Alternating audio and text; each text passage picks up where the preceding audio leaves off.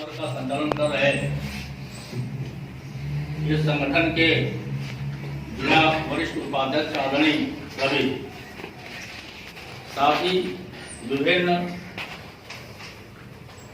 ब्लॉकों से आए हुए हमारे समस्त राष्ट्रीय शैक्षिक महासंघ कार्यकारिणी के सभी पदाधिकारीगण एवं दायित्वधारी,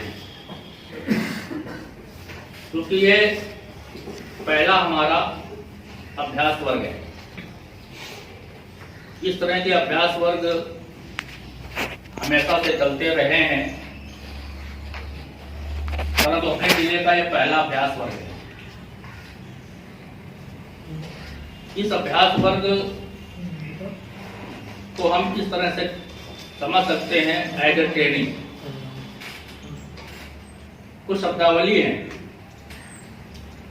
उस शब्दावली पर हमें विशेष ध्यान देने की आवश्यकता है। जैसे वर्ग, तो वर्ग का मतलब काफी लोगों के फोन आया कि सभी वर्ग क्या होता है। तो वर्ग मतलब ट्रेनिंग, अभ्यास का मतलब जानते ही। तो हमें एक अपने संगठन में इस प्रकार से काम करने होगा। विजन क्या है, इन सभी की जानकारी हम सभी दायित्वधारियों को होनी चाहिए। उसी संदर्भ को प्रस्तुत करते हुए इस तरह के अभ्यास वर्ग चलाए जाते हैं। कानपुर देहात अभ्यास वर्ग में पीछे, हमारा अभ्यास वर्ग नहीं हुआ था। निकटवर्ती जिलों के अभ्यास वर्ग संपन्न हो चुके हैं। प्रदेश को चिंता कि कानपुर देहात जो एकदम सक्रिय अवस्था में आया, राष्ट्रीय शैक्षिक महासंघ कानपुर देहात का यह पहला अभ्यास वर्ग, जो पहला सत्र संगठन की रीत नीति और साथ ही साथ अभी जो 8वां बेंगलुरु अधिवेशन हुआ, उस पर कौन कौन से प्रस्ताव पारित हुए, शिक्षक हित के मुद्दों पर उनकी चर्चा की जाएगी। गंभीरता से सुनेंगे और हमारे जितने भी साथीगण हैं कुछ बिंदु उनको नोट भी करेंगे। कारण है कि इस प्रकार का जैसा अभ्यास वर्ग यहाँ चल रहा है, इसी प्रकार का एक लघु अभ्यास वर्ग आपको अपने अपने ब्लॉक में देना है, पूरी कार्यकारिणी के साथ। तो सबसे पहले हम ये थोड़ा सा जानकारी देना चाहेंगे। सभी को मालूम है कि अपना जो राष्ट्रीय शैक्षिक महासंघ है, ये अखिल भारतीय राष्ट्रीय शैक्षिक महासंघ, जिसका राष्ट्रीय कार्यालय स्वयं की भूमि में निर्मित नई दिल्ली में स्थापित ऐसे संबंध है। और अखिल भारतीय राष्ट्रीय शैक्षिक महासंघ, जहां अखिल शब्द आ जाता है तो हमारी विचारधारा पूरे भारतवर्ष में पहुंच जाती है। कहीं पर भी रुकने की आवश्यकता नहीं, कहीं भी चूकने की आवश्यकता नहीं, और कहीं पर हमें हिचकने की आवश्यकता नहीं। राष्ट्रीय स्वयंसेवक संघ, जिसको आरएसएस कहा जाता है, ये विश्व का सबसे बड़ा संगठन, उसके हम अनुषंगिक संगठन, हम उसकी प्रेरणा से आगे बढ़ रहे हैं और उसी की प्रेरणा से हम लोग छात्र हित, शिक्षक हित और समाज हित की बातें कर रहे हैं। हमारी विचारधारा छात्र हित में, शिक्षक हित में, समाज हित में, इस विचारधारा को अपनाते हुए अपना जो दृष्टिकोण है, राष्ट्र हित में शिक्षा, शिक्षा हित में शिक्षक और शिक्षक हित में समाज, तो आप समझ सकते हैं कितना बड़ा दृष्टिकोण है। अगर इसके नाम पर हम चर्चा कर लें, हम अपने आप को ये नहीं कहते राष्ट्रीय शिक्षा संगठन, हम ये नहीं बोलते कि राष्ट्रीय शिक्षक संगठन या राष्ट्रीय शिक्षक महासंघ, हमारा नाम है राष्ट्रीय शैक्षिक महासंघ। और जहां शैक्षिक शब्द आ जाता है तो हमारा कार्यक्षेत्र बढ़ जाता है। और शैक्षिक में 3 मुद्दे।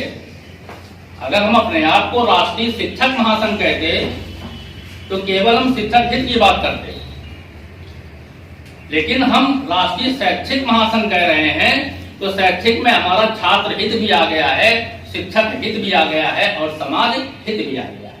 ये तीनों हित हमारे वहां पर समावेशित हो चुके हैं। स्वाभाविक है कार्यक्षेत्र बड़ा होगा। जब हमारा विजन बड़ा है, हमारा दृष्टिकोण बड़ा है, तो हमारा कार्यक्षेत्र भी बड़ा होगा। ये बात निश्चित है। अपना राष्ट्रीय शैक्षिक महासंघ उत्तर प्रदेश का जो प्रधान कार्यालय लखनऊ में निजी बिल्डिंग में स्थापित है, स्वयं की बिल्डिंग, स्वयं की भूमि, भाऊराव देवरा परिसर में। जिस प्रकार से अखिल भारतीय राष्ट्रीय शैक्षिक महासंघ का केंद्रीय कार्यालय नई दिल्ली में अपनी भूमि पर स्थापित, उसी प्रकार से राष्ट्रीय शैक्षिक महासंघ उत्तर प्रदेश का कार्यालय अपनी भूमि में लखनऊ में स्थापित है। आप समझ सकते हैं 3 बजे के बाद हम पदाधिकारी हैं निश्चित है, लेकिन 3 बजे तक तो हम शिक्षक हैं। हम पदाधिकारी, हम अपने आप को नेता नहीं बोलते। राष्ट्रीय शैक्षिक महासंघ का कोई पदाधिकारी यदि किसी अधिकारी से मिलने जाता है तो वो कहता है मैं शिक्षक का प्रतिनिधि, मैं शिक्षक प्रतिनिधि के रूप में आपके पास में आया। वो नहीं कहता है कि मैं अध्यक्ष हूं। आप समझ लीजिए सोच है। ये तो कर्तव्य और दायित्व बोध कराने के लिए इनका आवंटन किया गया कि चले भाई ये अध्यक्ष जी हो गए, ये महामंत्री जी हो गए, ये सभी लोग हो गए।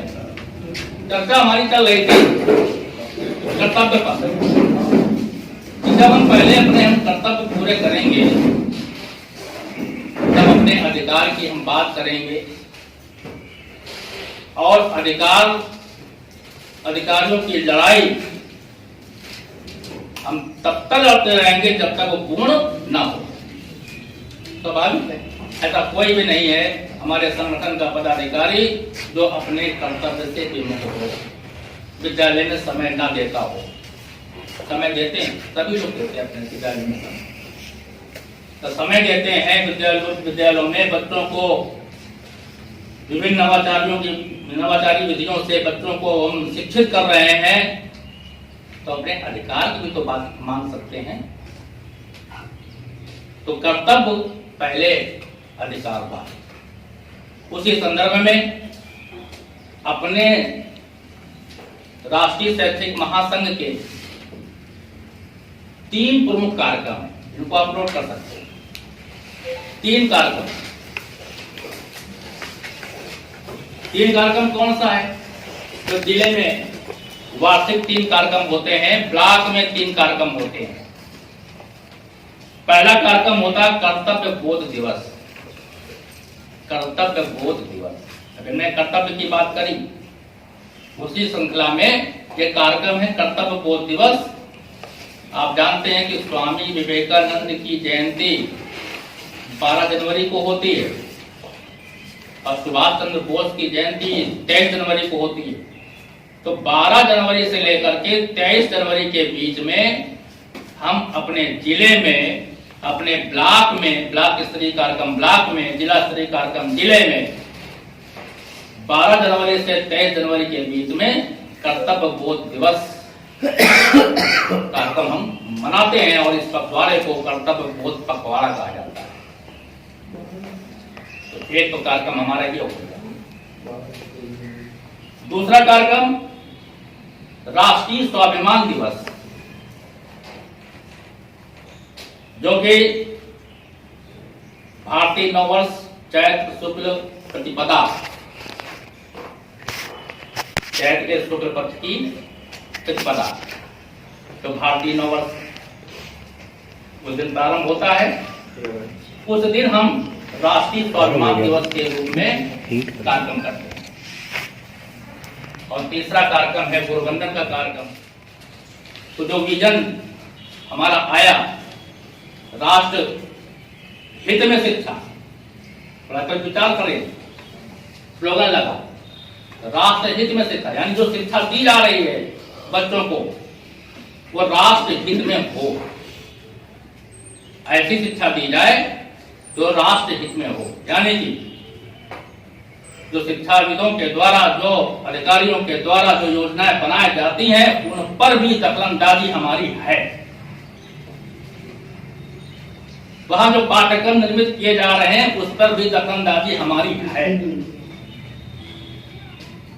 और शिक्षा हित में शिक्षक, शिक्षा हित में शिक्षक कब, शिक्षक कब स्वावलंबी बनेगा, शिक्षक के अंदर भावना, स्वाध्याय, स्वावलंबन, सम्मान की कब आएगी, जब शिक्षक हितों की सारी बातें सरकार हमारी पूरी करेगी, तब वो कदम होगा शिक्षा हित में शिक्षक। और जब शिक्षा हित में शिक्षक का कदम प्रभावी हो गया, तदोपरांत वो शिक्षक समाज का निर्माण अच्छे से कर सके, तब शिक्षक हित में समाज की संकल्पना हमारी सार्थक होगी। कार्य क्षेत्र, जैसा कि मैंने बता दिया कि अपना कार्य क्षेत्र बहुत विस्तृत है। हम छात्र हित की भी बात करते हैं, हम विद्यालय को अच्छा बनाना चाहते हैं। जहां जहां पर हमारे संगठन के पदाधिकारी कार्यरत हैं, वो पूरा टाइम दे करके अपने अपने विद्यालयों को अच्छा बनाने का प्रयास कर रहे हैं। क्या है कि छात्र हित के मुद्दे हैं। जब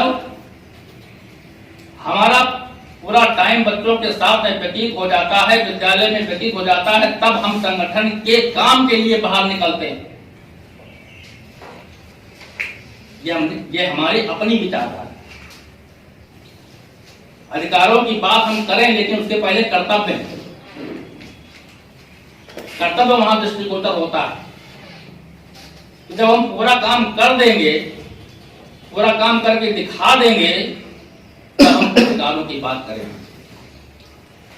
हम बीच से, विद्यालय से पलायन नहीं करते।